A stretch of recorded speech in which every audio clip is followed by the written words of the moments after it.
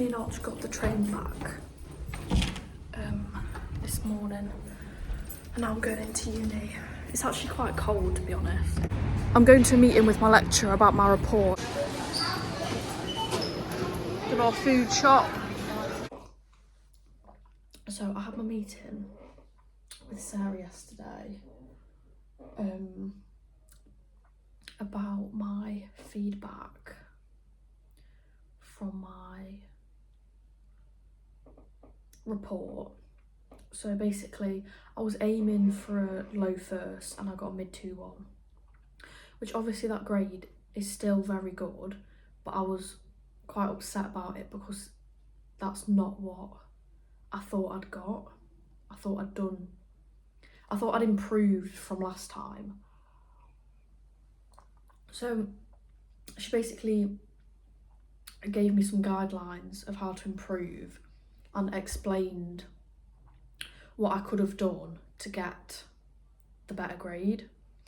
So to get a low first, there was 2 things that I could have done. I could have improved. So the first one was my mood board. It wasn't detailed enough. And when she explained it, I was like, yeah, that makes so much sense. Like, my mood board just was not good enough. And also my trend research, like within the mood board. And then the other thing was sustainability. I should have wrote about it more, and the different areas, and like fabric composition, because Gani use recycled fabric sometimes, which is, I don't know why I didn't do that, because I was thinking this collection needs to be made like some of it recycled, because that's what Gani do, but I don't know why I didn't think about explaining that. Anyway, so she was like, yeah, that would have boosted your grade up. And I was thinking, that would have been so easy for me to do. So I wasn't crying, I didn't cry, but my eyes were watering. And I was like, that just makes me really sad because I know I could have done that. She was like, it's a shame, but I've still got a chance to improve. I just need to make sure I do for my next 2 projects. And then I had a meeting with Joe today about my dissertation. And I basically need to fine tune my aims and objectives. I've chose to explore the luxury sector. So I'm basically doing, it's quite a mouthful. It's progressed a lot and it keeps getting wordier and wordier. So it's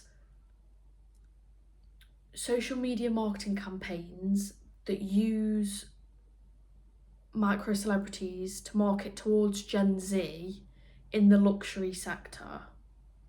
So that's not the title, but that's what it's about. So yeah, I need to start researching that a bit more. And I need to decide, because I've been going back and forth from micro celebrities and macro influencers. So macro influencers is people like James Charles and Molly May. But they're not the people that I'm on about. So it needs to say celebrity in the title.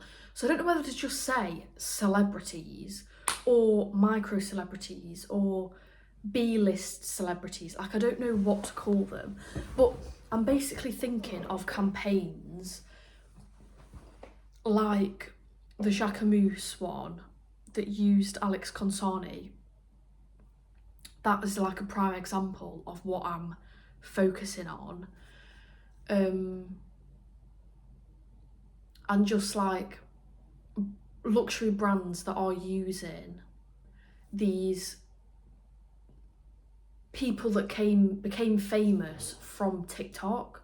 So I don't know what to call them, because they are influencers, but they have become celebrities. there's a trip to London next week. I wasn't going to go, but because I got last time in the bus, it was just horrible because it's a 6-hour round journey. It's 3 hours there, 3 hours back on the bus. It was a bit of a nightmare for me because I get car sickness. So I wasn't going to go, but I thought, you know what? It's a free trip to London. I may as well go. And I'm going with Phoebe. So we're going to make a cute little day out of it and then get a nice lunch.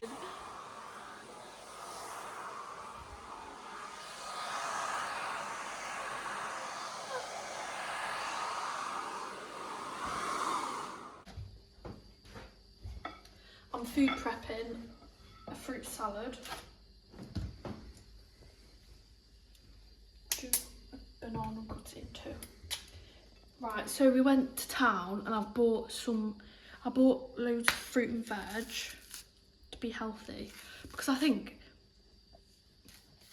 it's that time of year when in spring where the sun comes out, so you're in a better mood. Have you wiped that? Mm-hmm. Not done a very good job. Really quick, yeah, we have visitors coming around. So. And then also you're thinking about your summer bod.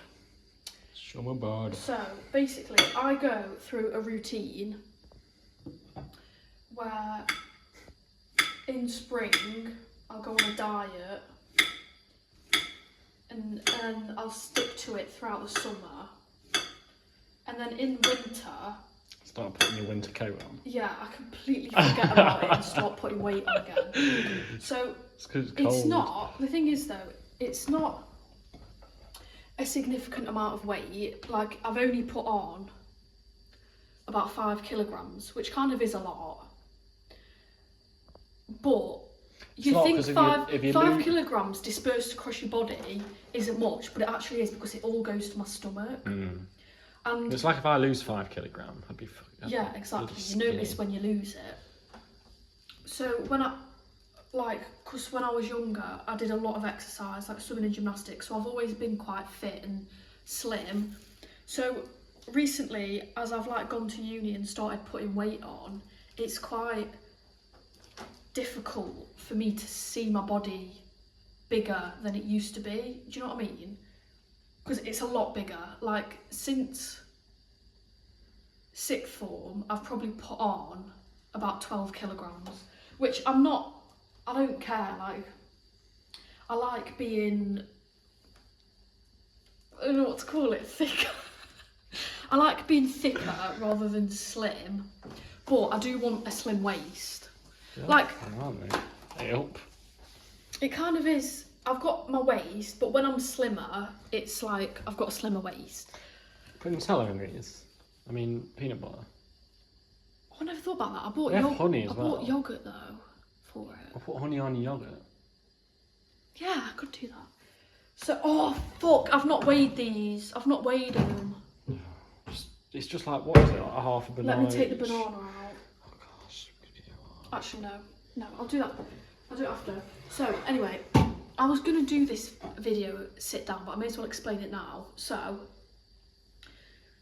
yeah, so not 2024 last year, but the year before, 2023. So it's like a year and 3 months ago, I was active at the gym and I actually made a lot of progress and I started to see progress. But then because my work was becoming too much because I was doing fashion design, I stopped going to the gym because I lost motivation. And then that's when I've kind of put the weight back on. And then last summer I went on a diet again. It's not necessarily a diet, it's just trying to eat healthy and eat what I should be eating rather than I don't know. And then also because we're moving back home in a few months, I feel more comfortable going to the gym where I live. Although I will see people that I know, I'm not that bothered because some people at the gym in Nottingham really put me off going. They make me very uncomfortable. Not because they're looking at me, just the way they act in the gym. Like, it's the vibe that if you look at them, they're going to knock you out. Like, that is the vibe at the gym. It's weird because I prefer this gym. Do you? Especially, well, this one's got... It's got better machines. But also... This gym, it's cheaper than all one at home. You don't see people you know. And it's got a bloody sauna, steam room. I prefer this one a lot. I'm also it's only 19 quid a month. So when I go back home, we're moving back home in about 2.5 months. I'm going to start going to the gym with my sister. And then also Archie's sister goes, so we'll go with her as well. I feel like I'd just rather make like a thing of the gym because that makes me actually want to go. You know what I mean? Like if we're just going as a pair, but like if we go as a group, it's like more of a thing. And then I also want to go swimming with my sister because I stopped swimming here. I used to swim at the gym quite a lot in Nottingham, but I know it sounds pathetic, but I stopped because in winter, when you get out of the pool, it's excruciatingly cold. She's not got it. And I just couldn't do it because, no, literally, not tough enough. It gave me PTSD from when I used to do swimming when I was younger, and you get out the pool and it feels like you've got hypothermia. Like, anyway. It's just part of it, isn't it? And also, getting your hair wet every time you go swimming is also a bit of a hassle because I used to go like three times a week. Does your cap not protect it? No, I used to go 3 times a week, so I'd have chlorine hair literally every time, and then I don't want to wash my hair every time because I only usually wash my hair once a week. So yeah, anyway, excuses. So I'm meal prepping 2 fruit salads, and I'm gonna meal prep 2 salads as well. Ignore the Pepsi. I bought them. Oh yeah, I might drink this now. I really like that. Oh, and then I'm also starting to track my calories again on MyFitnessPal. I used to track my calories religiously on MyFitnessPal. And it's just a good way to track what you're actually eating, like how much protein you're eating, how many calories. And it also tells you like what you should be eating more of. So, are you getting fed up now? My arm is. It is going on. This is 7 minutes. Oh yeah, also, I've bought some scales. I got these fitness bands as well. I did want to get some weights, but the only weights they had were 3 kilograms. And I know that's not much, but for what I wanted to do with them, it was a bit too heavy. Because I'm doing like stuff with them, but I'm not trying to build muscle at the moment. I'm trying to just lose a bit of fat on my arm. Trying to get you sweating, maybe. Yeah, so Archie found these bands and suggested these, so I'm going to try them. Right, so I've got a yoga mat that I got for Christmas. I did have another one, but it got ruined, so my mum bought me a new one. But I'm starting yoga every day because I actually noticed a difference with my back pain. Because if you didn't know, I have severe back pain. Stop it, Archie! Sorry. It's not funny. No, it's because you just hit them with that severe back pain. It is severe. I'm literally crippled. Okay. Oh, God. You upset me now. I was only kidding. You don't think it's serious? No, it is bad. I've literally got a wonky spine. Anyway, and then I'm also going to do my little workout routines on here. So basically, I'm going to start going to the gym in 2.5 months when we move back. So I'm not going to go gym at the moment. I'm just building up a fitness routine without weights to get a bit fitter. And then when I go to the gym, I'll actually start integrating weights into it. So it's 1:30 on Monday, which is my day off uni. I woke up at about 10:30. I did my yoga and then I did a bit of a workout and then had a shower, and now I'm eating the food that I prepped yesterday. So I prepped a salad, a salad and a fruit salad with yogurt. The only thing is though,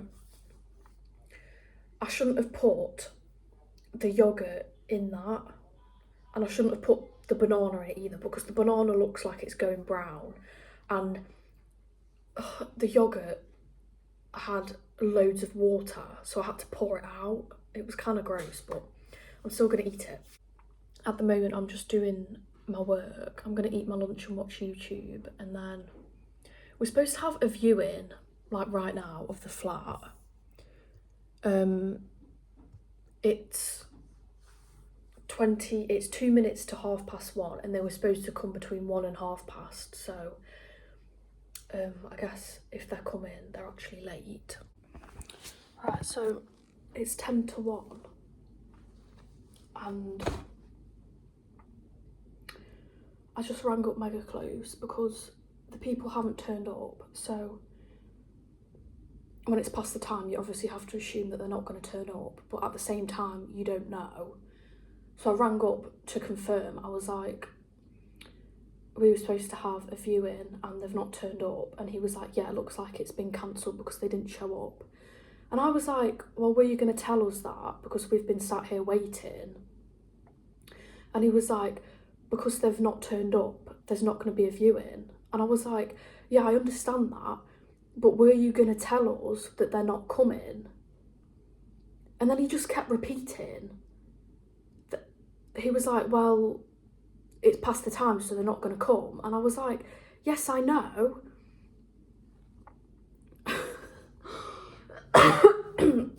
Yes, I know, but at what point were you going to tell us that they're not coming?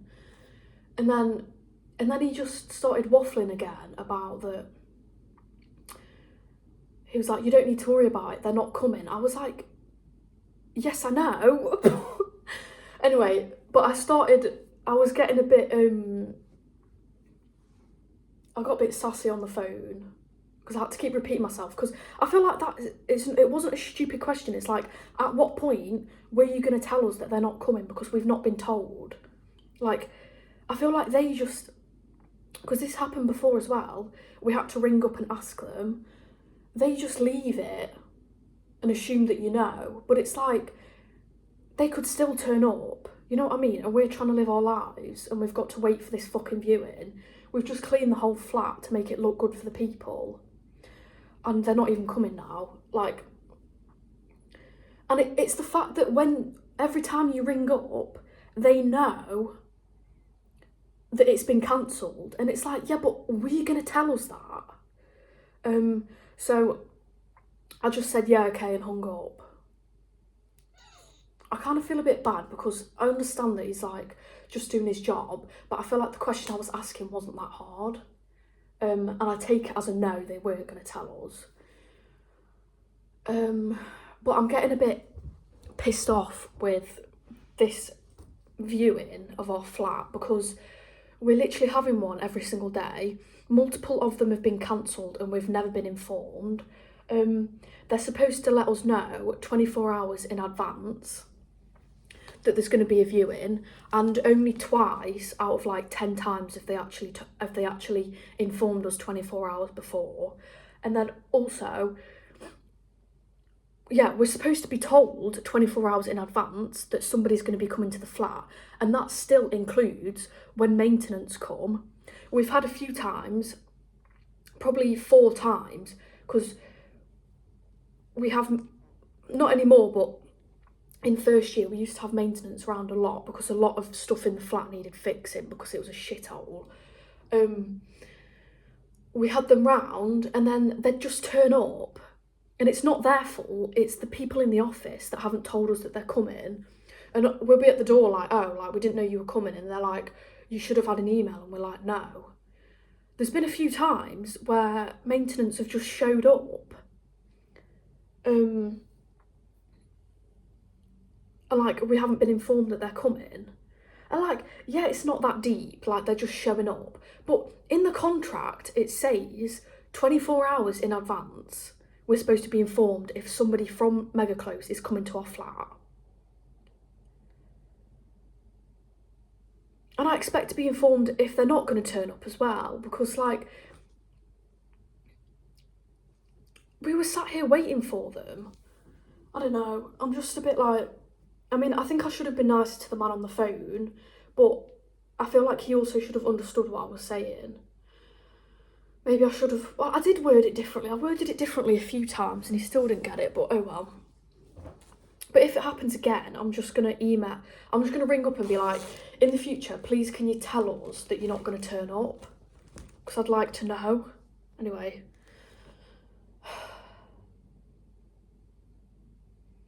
See, the thing is though, when we move out of this flat, I've got to decide, do we leave a review of Mega Close or do we just leave it? Because we've been with Mega Close for 3 years. Our whole uni experience has been with them. Basically because everything that's happened has been last minute, and so basically me and Archie, when we first were looking for accommodation for uni, we were looking for somewhere that was quite affordable, because a lot of the uni halls, we didn't want to go into uni halls, so we weren't even looking at that, but uni hall is between like 120 to 180 in Notts, and that was 120 was all right, but that's like the shit accommodation that you get. So we were looking into private accommodation, and we were looking for the 2 of us to move in together. So we found Mega Close because they let you split the rent in half. So for our original place, it was £215 a week, but it was actually £107.50 a week because it was split between the 2 of us. So we were like, yeah, that's good. So that's why we went with them in the first place. And then we liked our first flat so much that we were going to rebook it. And then we went through the whole thing of rebooking it. And they let us rebook it. This was in probably January. What would it have been? 2023, when we were still in first year. So they let us rebook it. And then I think it was literally like 5 months later, I get a call from Mega Close, and they're like, this was in, actually no, it wasn't 5 months. It was 4 months. This was in April, I think. And you know, if you're a uni student, you know how early you have to book your accommodation. Like, some people do it in October. We did it in January, which is a bit late. Anyway, in April, we got rang up. I'm sorry to tell you, but you actually don't have the flat for next year. I was like, what? Bearing in mind, he'd woke me up. So I was already in a bad mood because he'd woke me up on the phone. I was like, what? And he was like, yeah, it seems that somebody booked it just before you, because we did it over a weekend where you can't contact them. Because basically, the reason we couldn't book it earlier is because they had an issue with Archie's email with sending him the form. So we did it over a weekend, and we were told it was confirmed. And then anyway, 4 months later, we get rang up, you don't have the flat. Just editing this clip, and I wanted to add in that the only reason that they checked that if we had the flat or not was because me and Archie went in. Because one day I just had this weird feeling, and I was like, let's go into Mega Close, ask them if we have the flat or not. So we did go in, and we were like, oh, we just wanted to check if we've got flat 13 for next year, because we booked it again, so we're just checking that it's all gone through. After this was after they confirmed to us that it already had. We rechecked, and she was like, oh, it seems like somebody else's name's on the system. I'll have to get back to you, this might be a mistake. And then it was a few days after that, then I received the call, oh, you don't have it. And I was like, that makes so much sense because our name wasn't on the system, but I don't know why it didn't click with us. like, because she told us that it must be a mistake, so we were like, oh, it must be then. So yeah, so the only reason we were actually informed was because we went in to ask. If we hadn't have done that, they wouldn't have told us that we didn't have accommodation. So I was really relieved when we found out. I was like, if that wasn't for me having a bad feeling about it, then we wouldn't have known, and we would have gone the whole summer literally thinking that we had the flat when we didn't. So yeah, it was really shit. We're like, so what are we supposed to do? And they're like, I'm really sorry, but we've got to give it to the other person. And we were like, what? So I rang up Archie's mum, crying. I was like, they've given the flat to someone else. So then she rang them up, absolutely fuming, complaining to them. So then she got into agreement that they were gonna show us around the flats that they had left.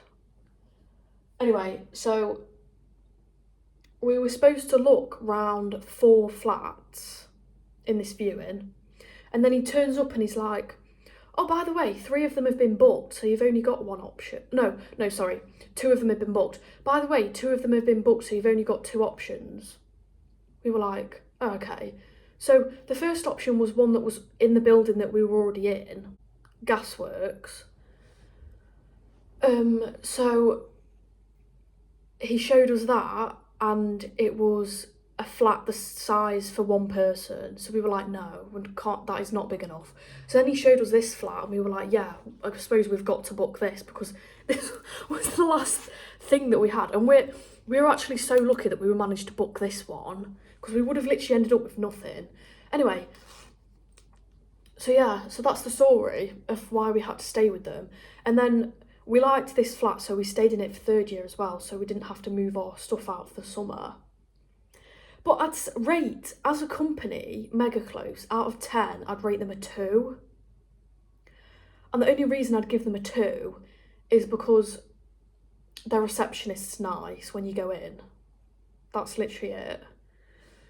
Don't get me wrong, the staff are nice. They're just, in my opinion, they're just not very good at customer service. And I understand that we have complained a lot, but it's because it's stuff that should be complained about.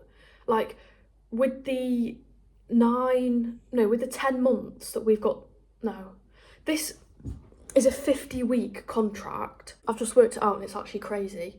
So that it's £11,000 for the year, for the 50-week contract. Obviously, that's split in half, but it's obviously still a shit ton of money. So, yeah, we're paying 11 grand a year to live here. I'm gonna fucking complain if I want to. Like, if shit's not up to standards, I'm gonna complain. There is still things that we've complained about that they've not even fixed. For example, the mould in the shower. It's not that bad. It's not... No, it is mouldy. Yeah, it is mouldy. We've asked them to clean it. I've tried to clean it. You can't fucking clean that. We've asked them to clean it and they didn't. We've asked for new blinds because they're filthy. We asked them to clean the carpet. They came and we were like, yes, they've actually listened to us. The guy was like, I've just come to clean that one stain. We were like, what? They paid a carpet cleaner to come to our flat and clean one little stain on the carpet. Anyway, so we complained about our tap that was making noises for months, and they didn't believe us because when they came, it didn't make a noise, even though I've literally got it on video. We've had the mattress changed, we've had both the taps changed, the kitchen and bathroom. We've had both plug holes, the shower and the sink in the bathroom plug hole changed. We've had the shower head changed. We've had a new TV.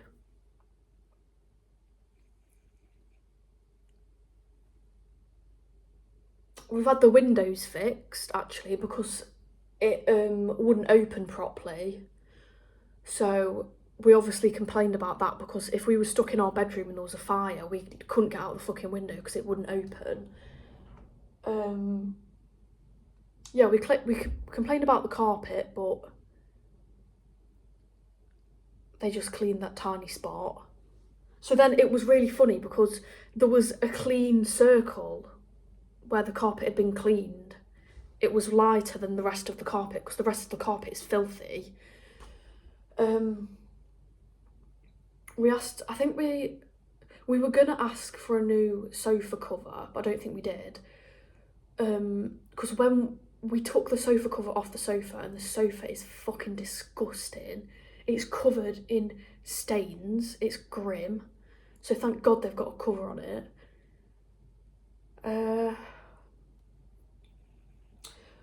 There was a leak in the ceiling. They had to fix that. I mean, I presume they fixed it. It was leaking all over my desk.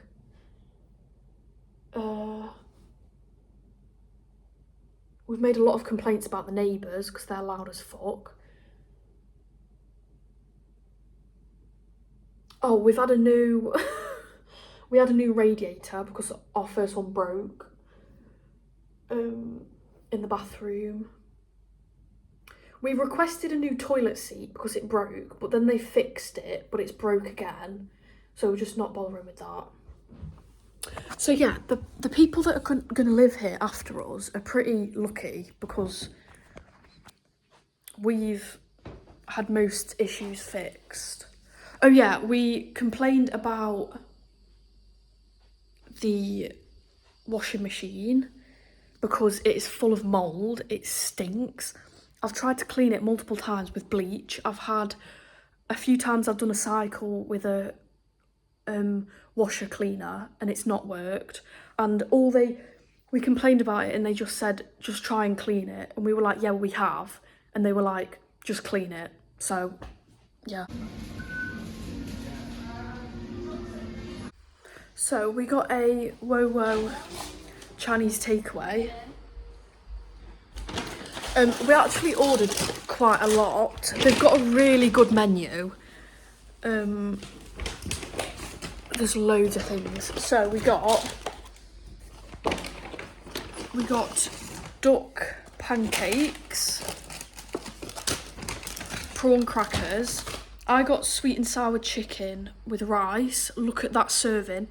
This is just a regular one. You can pay £2 extra for more, but that is literally massive. It probably weighs about 2 kilograms, maybe more. Archie got sweet and sour chicken with chips. And then this is Archie's Korean style chicken bao bun. Guys, it's pancake day. We've got this mix. It's not very good. This is the second pancake. The one for, oh God, first one went wrong. Arch, I think your pancake's done. I